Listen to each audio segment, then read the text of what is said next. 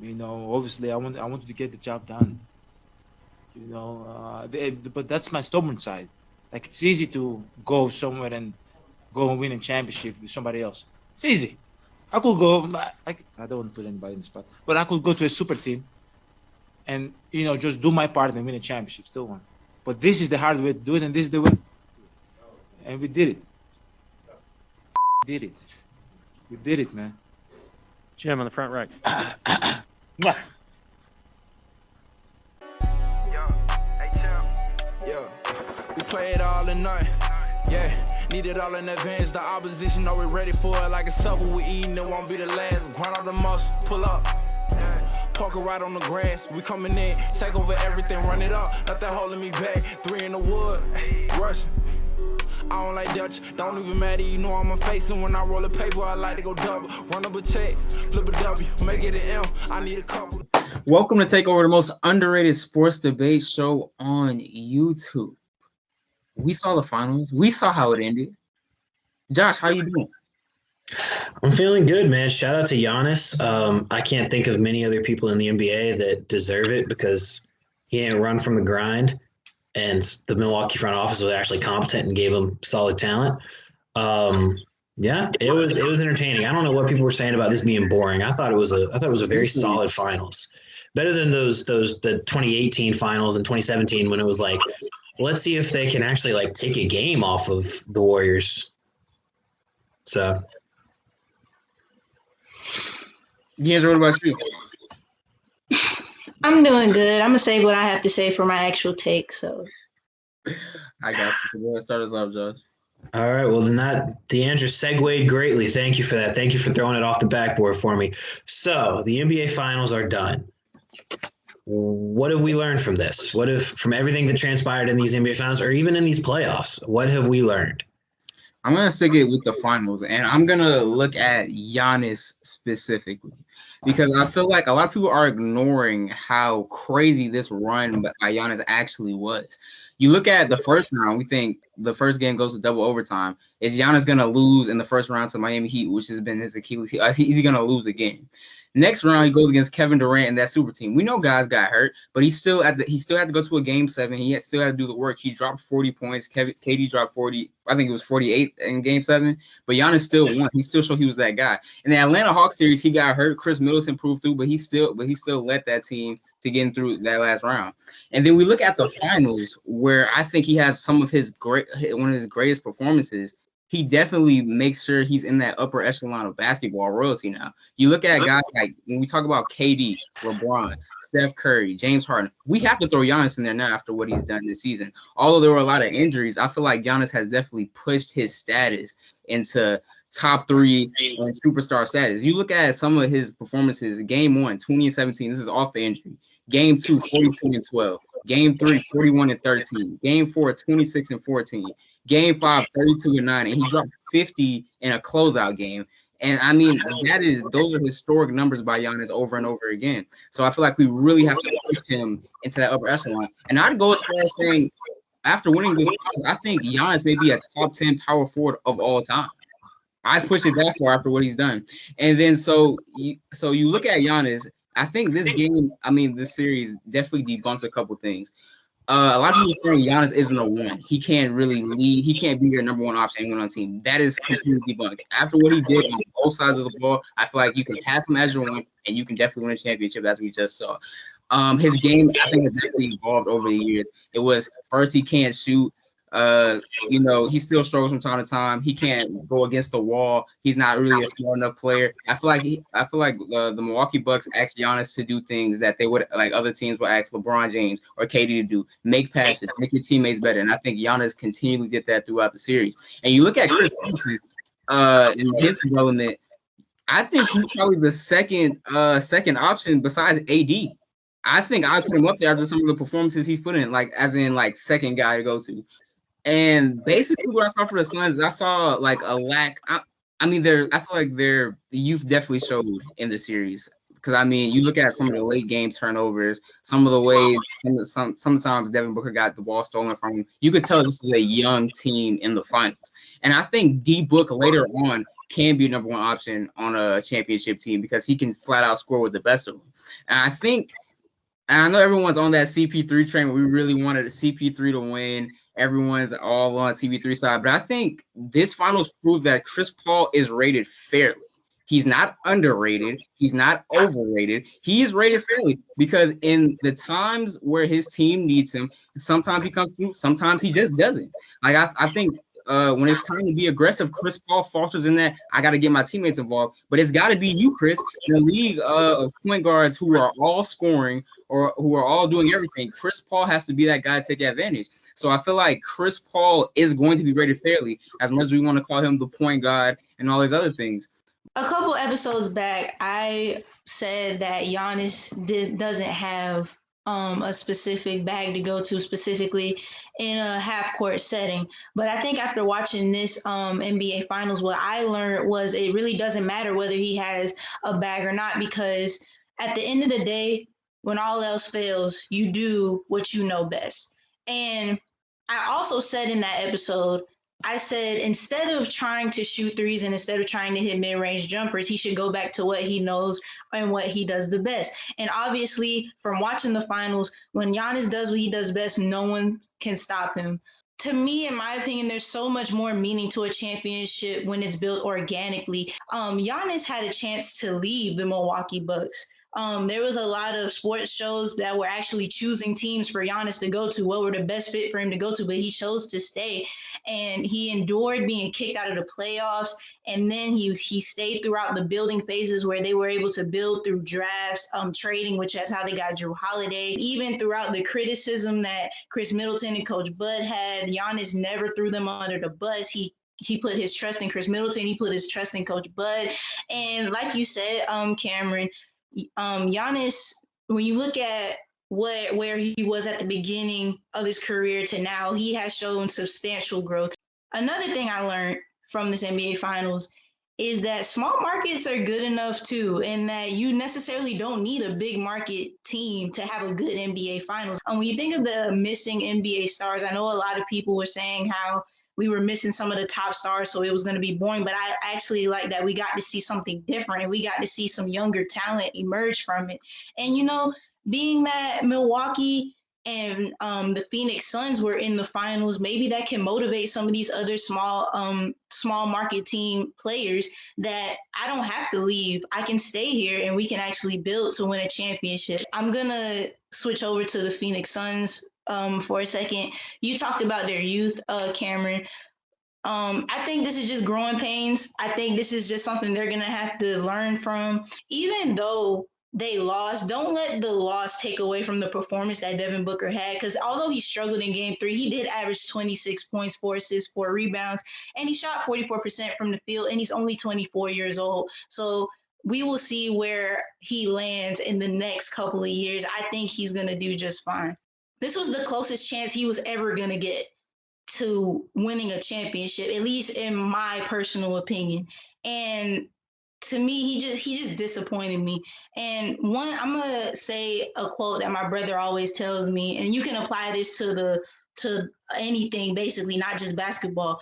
When you work so hard to get to a certain spot, you're supposed to put your foot on the gas. You don't work so hard to get up to that point. Why would you stop now? You're supposed to keep your foot on the gas and don't let up. It felt like when Chris Paul got to the finals, he just let his foot off the gas and he just played lackadaisically. And he didn't have a terrible final series, but he didn't play like this was an NBA Finals, like there was a championship at stake. So all that being said, I am disappointed that Chris Paul didn't get a ring, but I am happy that Giannis got his ring from enduring the everything he's been through for the past couple of years, and he stayed down with the grind. So I am happy for him. All right. Well, y'all covered the what we've learned from the individual teams for us. So I'm going to look a little bit farther, but first I'm just going to cover some of the bases of what I've learned from basketball specifically. First of all, I think we've all learned that nobody should ever criticize Giannis Antetokounmpo for his lack of a bag just because he can't go hezzy in between back, behind the back Curry slide, pull up three. He can't do that because there's no reason for him to do that, because why would you do that? Because the best thing to do is the path of least resistance.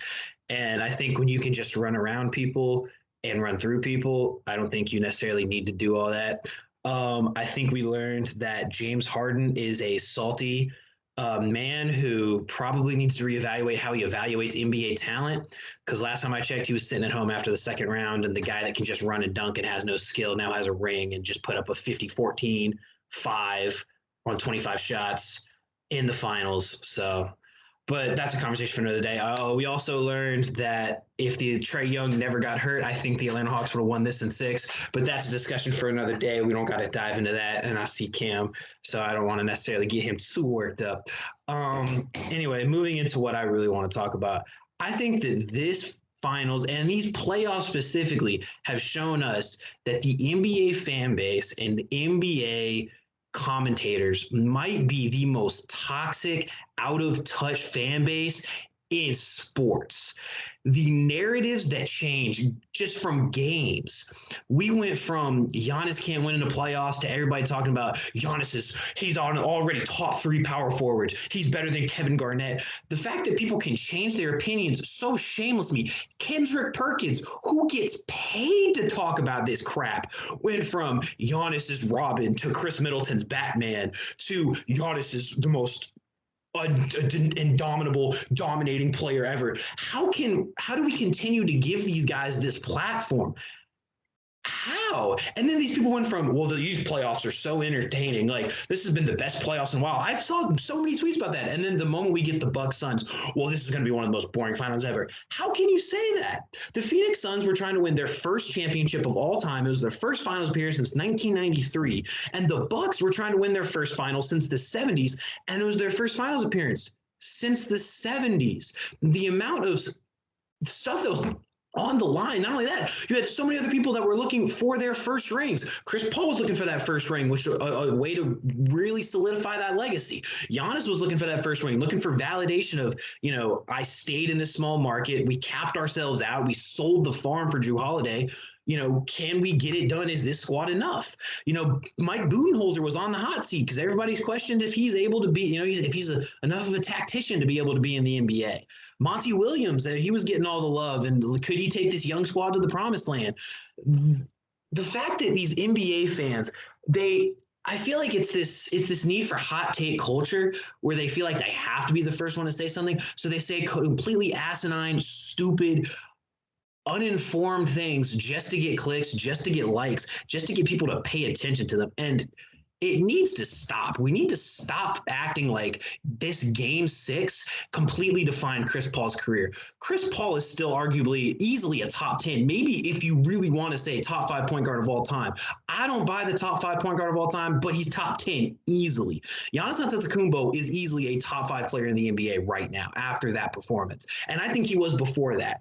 But we need to stop with this massively fluctuating. One week he's this, next week he's overrated, this, that, the other. It showed me just how little people actually pay attention to the game and how little people have formed and thought of opinions on this, and more of they instantly react to the moment. I think next season will be even more interesting, honestly, with everyone coming back healthy, with a lot of big threes forming. It'll definitely be an interesting season.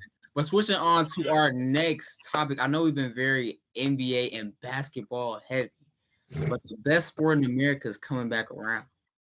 And one of the best quarterbacks in the league, Aaron Rodgers, is going at wits back and forth with the Green Bay Packers. Do you guys think Aaron Rodgers will re-sign with the Packers? So first of all, Cam, I have a problem with what you said. Football is not the greatest sport in America, but that's an argument for another time. Will Aaron Rodgers be with the Packers next season? He will not be suiting up in that uniform ever again. Normally, I would say that yes, eventually he will, because I'm a huge wrestling fan. There's an old saying in the 80s said by the late great $1 Million Man Ted DiBiase: everybody's got a price for the $1 Million Man. So I believe everybody has a price. If somebody's holding out, it's because they want more money. They want, this in their contract. They want more years, yada, yada. Aaron Rodgers turned down a contract agreement to be the highest paid player in the NFL. So that right there tells me this goes deeper than that. Now, why is he mad? He hasn't really said anything. He's been very vague about his culture. It's respect. It's this, that, the other. some people have said it's because of the supporting cast. If it was that, then we can have a deeper conversation about how if it's purely the supporting cast, he's being a bit of a whiny baby about it to me. But I don't think it's just that. I think it goes a lot deeper. I think he has actual like problems with the GM and the owner and whatnot. So, and even if it was that, I would still say I think he'll come back eventually because the will to play will come back. Aaron Rodgers is a stubborn man. We've seen what that man's willing to do. He's willing to cut his whole family out of his life if he thinks it's better. It's very Kobe-esque. So if that's true, then nothing's going to stop him from getting out of Green Bay. So there's no way he ever wears a Green Bay Packers uniform ever again. I think clearly Aaron Rodgers is not happy with Green Bay, so I think he's not gonna return. But I just want to read a small little quote that he said himself when he was asked about his issues with the Green Bay Packers, and he said, "It's about character, it's about culture, it's about doing things the right way." And I think everyone can agree with me when I say when you don't feel appreciated, it makes it 10 times harder to do your job. And when you think about Aaron Rodgers, a player who's been playing with Green Bay for 16 plus years, he's endured many knee injuries, many shoulder injuries, many concussions. He brought them to a Super Bowl, won the Super Bowl, has 3 MVPs. And for Aaron Rodgers to have gone through all of that with the Green Bay Packers, and for him to go to management and say, "Hey, I have some concerns for you," and for them to turn around and say, "No, you're a player, you play, we make the decisions," that is just outright disrespectful, especially to a player of Aaron Rodgers' caliber and a player of Aaron Rodgers, a player like Aaron Rodgers who has given everything to the organization. And if I were Aaron Rodgers, I would want to leave too. I'm thinking about a couple things. I'm thinking about how you had in a game to go to the Super Bowl against the Tampa Bay Buccaneers. You needed a couple first downs and you didn't trust Aaron Rodgers to go for it. I'm also thinking about how Green Bay just completely disregards free agency. I'm thinking about how you draft multiple defensive players, and then when you finally draft the offensive piece, you draft a quarterback. So if I'm Aaron Rodgers, that's basically sending a message to me, letting me know that you don't need me and you're already gearing up for the future without me. And in my opinion, Green Bay has like an old prehistoric mindset when it comes to draft, when it comes to free agency or just building a team. They just have this old mindset. And I think Aaron Rodgers hasn't come out publicly, like you said, Josh. He hasn't come out and said exactly what he wants from Green Bay. But I think it's pretty simple that I think Aaron Rodgers just is asking Green Bay to make better decisions overall, just be better. And, just he wants his voice to be heard. And I think he deserves that because he is the reason why Green Bay has been relevant for this many years. Like talent wise, we're looking at Aaron Rodgers. I think he's probably tied for first with Patrick Mahomes. Aaron Rodgers won MVP last season. I think there's certain throws Aaron Rodgers can make that no one else on the planet can make. And if you're on the front office, if money can't fix it, nothing can. I really think money in the NFL is the ultimate sign of respect. We're gonna pay you this much, and if he still says no, I think it's unrepairable. And I think this rift started before last year where they didn't where they kicked the field goal instead of doing it. It started when, like DeAndre said, when they started drafting all those defensive players and basically gave him no weapons on the offensive side of the ball. And then it started when the Jordan Love draft pick without telling him. And then you look at of course, the kick field goal, and you give Tom Brady the ball, and the Bucs end up going to the Super Bowl. I just think the way they've handled it is very Bill Belichick Patriot-like, and they're about to get the exact same attention where we've given no attention to our great star on offense because he's so great and thrown everything to the defensive side. So I wouldn't be surprised if we saw Aaron Rodgers jump to another team just like Tom Brady did. I know he didn't win a lot of Super Bowls in Green Bay, but I mean, look at how great he is. I think he's a top 3, maybe top 2 quarterback in the league right now. So I definitely don't think he comes back. And I think it gets ugly too. It could turn to a James Harden situation where he doesn't turn up to camp at all. He's very unmotivated to go there. I think it'll get ugly between them and Green Bay, and they'll have to trade him because he just won't play. Personally, I'll take it one step farther on you, Cam. If the Packers do not trade him before training camp begins, he will commit to sitting out until they trade him. He's not showing up. There's This isn't going to be one of the like a holdout where he goes, well, I'm going to hold out for more money, and then the team plays hardball and he goes, well, I guess I'll show up because I want to get my check. Aaron Rodgers has made plenty of money. He's made enough money for all three of us combined to live off of. Aaron Rodgers doesn't need money. His is about respect for him. And as I said, that man, if he makes his mind up on something, from what we've seen, he's willing to do anything and everything to make sure that he gets what he wants.